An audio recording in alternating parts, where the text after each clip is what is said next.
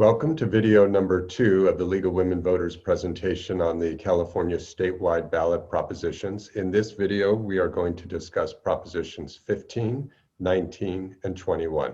I'm David Marin, member of the League of Women Voters of Ventura County, and we're joined by Judge Melinda Johnson, our expert analyst, to share with us information on these ballot propositions. We remind voters that the California State Secretary of State produces the voter information guide. This was mailed to all registered voters. This has great information about each of the ballot propositions, including the arguments for and against. So please look for that. You'll enjoy getting information from there as well. With that, let's get started. Judge Johnson, thank you for joining us again. We're going to begin with Proposition 15. This one is quite newsworthy. It's getting a lot of publicity. We're seeing material in the mail. Please tell us what Prop 15 is about. Most of us remember or have learned about Prop 13 from 1978, which put a cap on the tax rate on real property and also put a cap on the increased valuation of each piece of real property that could be applied to that rate. And it had two outcomes, among many others, that were one inevitable and two likely. The inevitable one was that there would start to be greater and greater discrepancies in how much tax was being paid by similar properties because reassessment to current fair market value occurred on resale or other transfer of title. So if I'm in my house since 1975, the people next door to me who bought the house in 1995 or 2005 are probably paying much more on taxes than I am because the actual appreciation in property has been much higher than the 2% per year allowed by Prop 13. The less inevitable but not surprising outcome is also that commercial real property taxes are now accounting for a much smaller portion of the total tax collected than they did in 1978. In 78, they were about 45% of the taxes. Now they're about 28%. So that's a big difference. They are bearing much less of the cost. So this is a first-time initiative effort to start tweaking Prop 13 to bring it into alignment with realistic property values. So what specifically does this proposition do? Does it touch residential? Is it strictly commercial? Can you explain? The first thing they've done is to exclude residential real property altogether, which includes not only single-family residences or condos or duplexes, but also apartment houses in which people are residing, that is their home, even though they may actually be commercial in some sense because an investor owns it and is making a living from it. The commercial real properties, starting about 2 years from now, will start to be reassessed to current market values and taxed at that rate. And then they will be reassessed every 2 or 3 years so that their taxes will keep track with their current value, regardless of whether they change hands or would otherwise prompt a reassessment. Okay, so when we talk about this commercial property, is there anything that sort of precipitated this? Because it seems like it's aimed at larger commercial buildings, but could you explain that one as well? Well, part of the information that you get, and I don't have an original source to confirm this, is that 92% of the additional taxes on these kinds of properties will be paid by 8% of the owners. So I think what the proponents saw was a collection of large investors who owned commercial properties who were able to use a variety of legal but complex techniques not available to the typical homeowner, for example, to avoid having something seen by the property tax assessor as a change in title and therefore triggering reassessment. So they've avoided reassessment for long periods of time, have property worth considerable value. This applies to owners of $3 million or more in commercial property. And they have the ability to pass the cost on first to their tenants and the tenants to the customers. So there's a methodology to kind of spreading the tax cost around through commercial but not residential property. Well, that gets to one of the arguments by the opponents of this, that this will be raising billions of dollars, and all of that goes to cities and counties and schools. I think the split is about 60-40, 60% to local governments, 40% to school. But they are saying that those billions of dollars, maybe somewhere between 6 and 12 billion, will be passed on to the consumers. What is the counter argument to that, or is that actually a legitimate point of view? It's definitely a legitimate point of view, and it's actually the fact. Commercial leases often are triple net leases, which means the tenant's paying the tax absolutely, no matter what it is. Even if they aren't triple net leases, the cost of the business, the maintenance, the taxes, the insurance, of course, get passed on by the landlord to the tenant.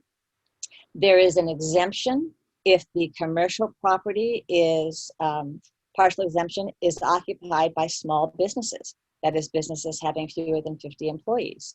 So if you have a big office complex, but everyone in it is a small business owner, you may not get reassessed. If you have some small business owners and some large business owners, you may get proportionately reassessed. The goal is to make the taxes meet the values in real life and to do it in a way that spreads the cost and risk around as much as possible. And I guess to that point, that when costs go up for business owners, they can actually pass it on to someone, whereas costs go up to a resident, senior family in their home, they don't really have a new source of income they could turn to pay the additional tax. Another argument brought forth by the opponents is this question of opening the door to changing Prop 13 on residences, and that we should be very careful not to pass this because who knows what will happen next. Well, that's sort of the inevitable domino theory, and nothing's inevitable. So this might get passed and work very well, and people think, well, that's all we need to do. But it certainly is a possibility. Proposition 13, as I said in the beginning, has resulted in a completely expected inequity in property taxes among homeowners. I did a math this morning very quickly. If you bought a $100,000 house when Prop 13 was passed, which would have been a very nice house in 1978, you would be assessed right now on property value of about $225,000. I don't believe anybody can look at a house that cost $100,000 in 1978 and think it's only worth $225,000 now. It's probably worth $900,000. So that property owner is paying taxes as if he owned a $225,000 house. And the property owner who bought the house next door, which is an identical house to mine or yours, is paying taxes on a $900,000 house. So there's going to be some effort someday to sort of start treating that inequity. Okay, well, let's talk about some of the arguments brought forth by the supporters of this initiative. One is that this actually reduces the business personal property taxes on equipment. I'll use an example of a dry cleaner. They may rent an office, they will have a higher tax rate because the landlord might pass it on, but their business equipment is probably worth $300,000, $400,000, and they will no longer be taxed on that. Can you explain a little bit more of those details, please? Yes, there's a $500,000 exemption on property tax, on the personal property tax, business equipment tax. So if your equipment, you're a small business owner, that is, you have fewer than 50 employees, if your equipment is worth less than $500,000, you will no longer be paying any tax on that. You'll be paying tax on any value that's over $500,000. But also remember that if you are a small business, it's going to be 5 or 6 years before the property taxes on your portion that you're renting are reassessed. But the business property tax, business tangible property tax, will probably be reduced for most small businesses. Another argument of the supporters is that this increases revenue, and I don't think anyone denies that. It brings in a lot of revenue to the local governments, which cannot be touched by the state, as I understand it. It's county governments and the schools. And the argument is that the cities, governments especially, and the schools are underfunded. You know, California, who I always think of as a very progressive state, not in the political sense, but in a moving forward with all of society, fares very badly when you look at their per capita spending on schools. And that is, to a certain extent, to a considerable extent, the result of Proposition 13 and the reduction in property taxes, which is the methodology by which they are generally funded. So we are right now anywhere between the 38th and the 46th out of 50 states, depending on what category you're looking at, librarians, number of teachers, etc. So schools are always a good sale. People want their schools to be good. If schools are doing well, the state's going to do well. I see. Well, to start wrapping up, the supporters' arguments are the increased revenue. It closes these loopholes that about 10% of large business owners or wealthy families have used, equalizing the ratio. You mentioned that it used to be commercial property taxes were about 45%, now it's only 28%. And then the arguments against. So the opponents are clear that this raises a lot of money, which is going to come from the consumers. And right now in this economy, maybe that's not the right thing to do. They also argue that it opens the door to perhaps changing the residential taxes on Prop 13. They also argue that government, and this one we haven't talked about, Judge Johnson, that government can take this money and spend it however they want.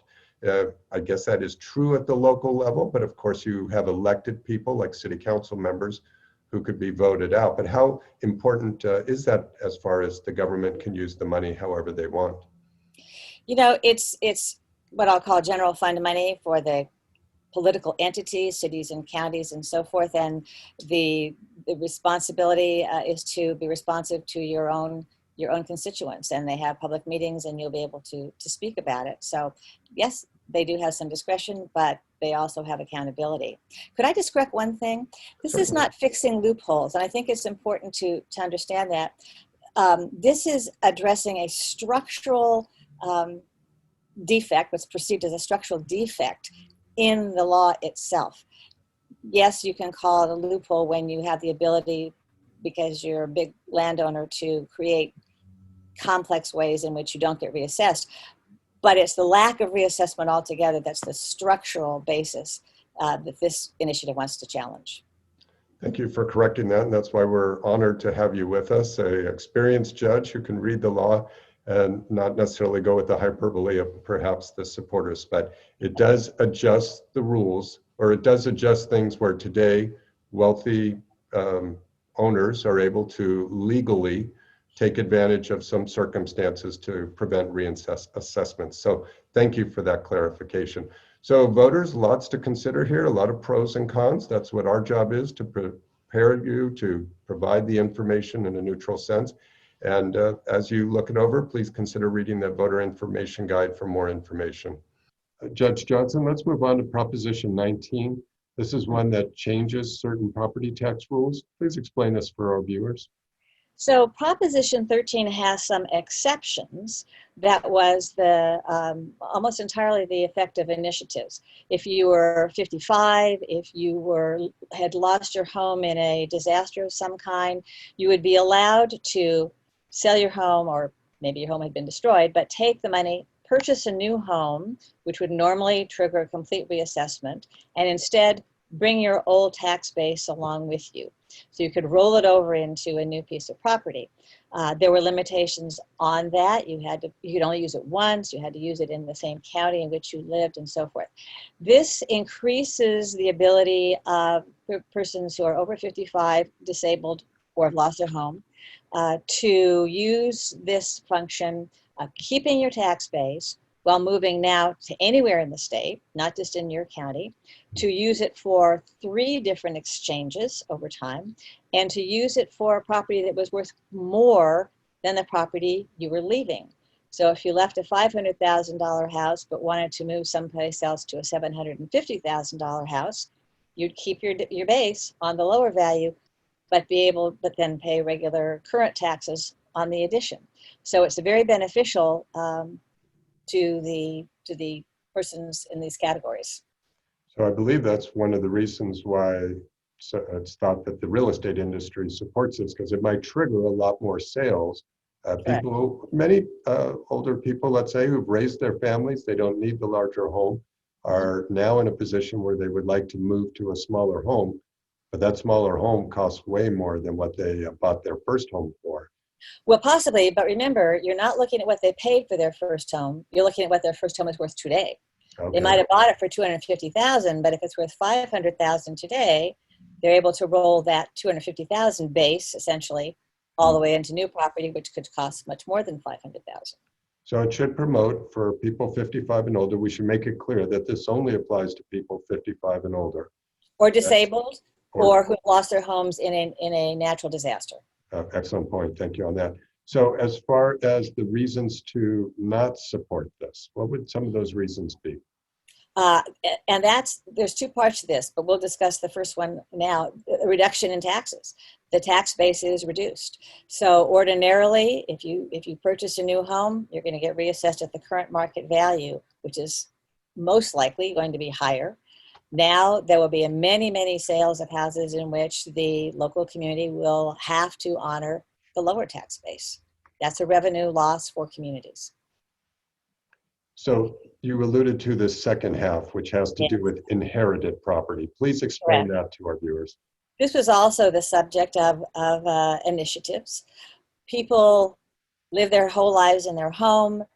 They have a very low tax base. They would like, when they die, to leave it to their children and not have them suddenly have skyrocketed taxes, property taxes. So that was allowed under prior initiatives that became legislation. So if you left it to a child or a grandchild, they would take the same tax base as you had. So they might have now an $800,000 property, but it's being property taxed as if it's only worth $250,000. So that's a real boon to them. This would eliminate that for children who don't use that property as their residence. If they get it, they have the family home, but they have their own home somewhere else and they want to just use it as a rental, it's essentially a commercial property, this would eliminate them keeping that tax base. So when we look at that issue, it makes sense, I think, that voters, and I believe it was Proposition 58, that said that children are growing up in the family house, the parents pass on, all of a sudden the children own the house, they're responsible for whatever mortgage, but they could not handle the reassessment. They would be forced to sell it and find other housing. This still protects them if they live in the house, is what you're saying. This But is if true. they were not going to live in the house and they looked at renting this out or using it for Airbnb or something like that, then they would have to pay the same tax rate based on the market valuation. As if they had just acquired it new. Now, one thing that, of course, this could be an increase in taxes to a certain amount of people, so more revenue to the communities. When your father and mother die and they leave you a house that has a basis, not a property tax value, but a basis, say they bought it for $250,000 and that's their basis. It's now worth $750,000. If you were to sell that house right now, you would have a $500,000 capital gain on which you may have to pay some taxes. Under the tax laws, when your mother dies and you now have a $750,000 house, you get a step up in your capital gains basis. So you could sell that house today and have not a dime of capital gains taxes. So they're getting some tax benefit by inheriting to begin with, but they're losing the property tax benefit. I just want to make sure everyone knows there is a little bit of benefit to inheriting. This is not taking away all that benefit. I would imagine there's always a benefit to inheriting, unless it's somebody's credit card debt or something like that. There's a little bit of tax benefit to inherit. Yes. So as far as one of the things that promoters mention is that because of this change, it'll make it easier for people 55 and older, along with disabled, to sell their homes. And that may trigger a lot of reassessments within wherever they sold it. And that local county could see a rise in overall property valuations because now they can take that 30-year-old home that's moved up and get a pretty good valuation or tax income from it. Is that true? Wherever the community is that you buy your new home is going to be stuck with a low tax rate. Wherever the community is that someone else is buying your old home is going to get a step up in the tax base. So it could actually turn out to be quite a bit of money. It could help some communities and hurt others. I see.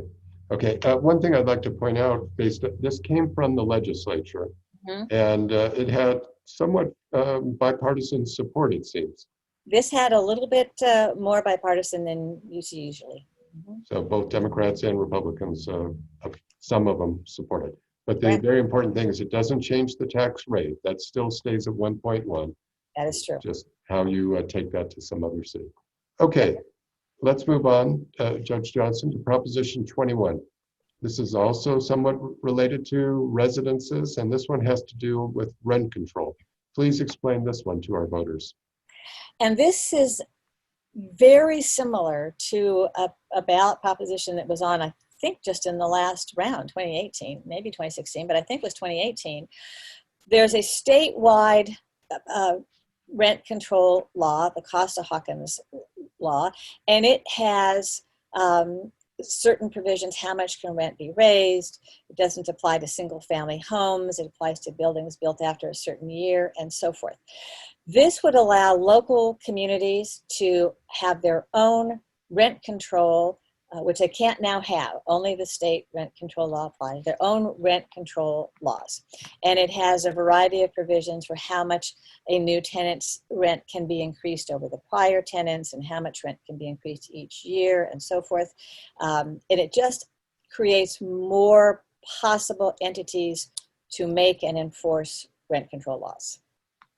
So with this, I believe under the Costa-Hawkins that you mentioned, isn't there some limitation as far as when the home was even built? It only applies to buildings before 1995. And what about this rent control proposal? Does this apply across the board, or is it only older homes? It applies to homes that are 15 years old or older, so 2005. Okay. So this is one that's going to have arguments on both sides that really resonate with people, I think, both sides. So they'll have to make a real tough decision. Let's go through the arguments for this. Why would a voter want to see this rent control pass? California has a large and growing homeless problem. We have, and you've seen in the past few years, affordable housing initiatives that have passed. There is a very tough rental market for renters. And no one wants to see more homelessness. The proponents hope that this will encourage the construction of relatively low income housing.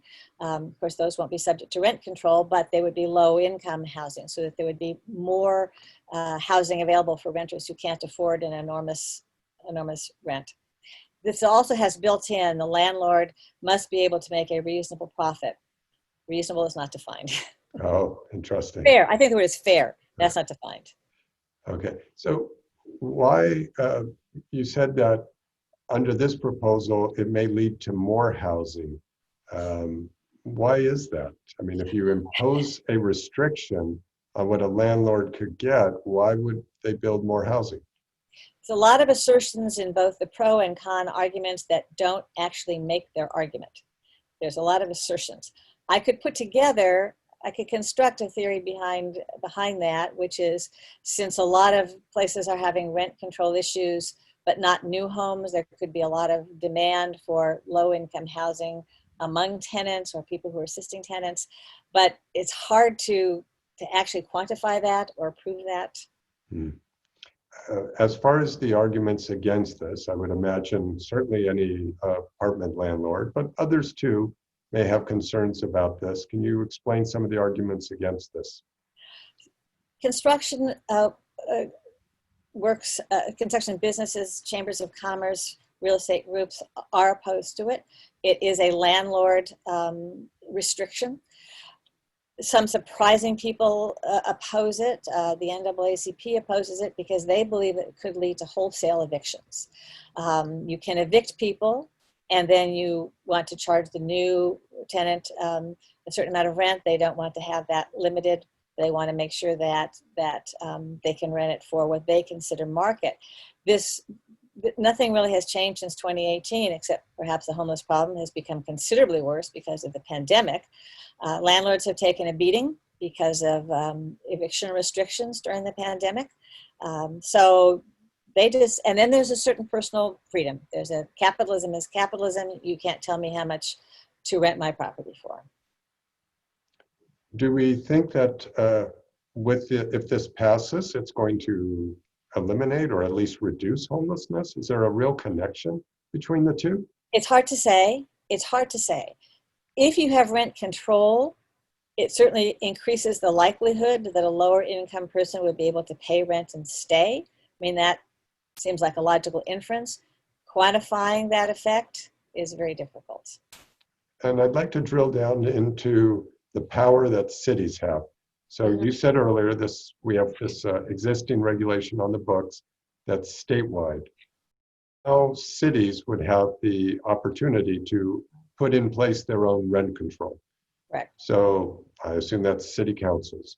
Could be county boards as well. It's hard to Oh, tell. okay, But I see. So when they do that, they're going to be responsible to the voters that elected them.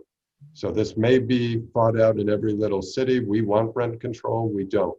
In a way, this permits cities and counties to impose rent control, does not obligate them. Is that correct? it does not obligate them, and as you're describing it, it certainly makes them very responsive to voters. When the only law there is a state law, and they can just put up their hands and say can't do anything about it. I've read about people, let's say, who live in Los Angeles and they have rent control and they've stayed in that apartment for 25 years. Maybe they don't want to move because they can't afford anywhere else. They have the rent control. Is there anything that allows some type of increases for the landlord? Oh yes, I mean there's always increases built into it, but they have limitations. And with a new tenant, I think the maximum, if you have a brand new tenant, you can raise the rent 15% over 3 years, and no more than that. But it permits a certain inflationary rent increase. So that'll Yeah. have to be worked out. It Okay, will have to well, be worked out. You know, this whole thing is driven, I think, the pros by homelessness. And the problem is determining if this will really help the problem or not. Is it a good place to start or not? Does it take you in the direction you want to go towards eliminating homelessness or not? right. And even in California, I think all of the data I've read, we don't build enough homes for the growth that we have, just natural growth. So, I And mean, we certainly don't build enough low-income housing. right. And we probably don't build them in the right areas as well, or the density. But this is something, as you pointed out, Judge Johnson, that was brought to voters before, did not pass then. It's been rewritten and it may not be exactly the same. So the important thing for voters is to look at that voter information guide. There's a clear, very clear language actually from the Legislative Analyst's Office showing you the pros and cons, the effects of this actual proposal. And you can see the arguments for and against by the supporters and the opponents. Judge Johnson, thank you again for your expert help with all of these propositions. This completes our third segment, Group 3. We have 3 others also that you can watch regarding the other propositions. As always, look at some of the information as we fade out here as far as websites you can visit. Thank you very much for watching. I'm David Marin with the League of Women Voters, and I've been joined by Judge Melinda Johnson. Thank you.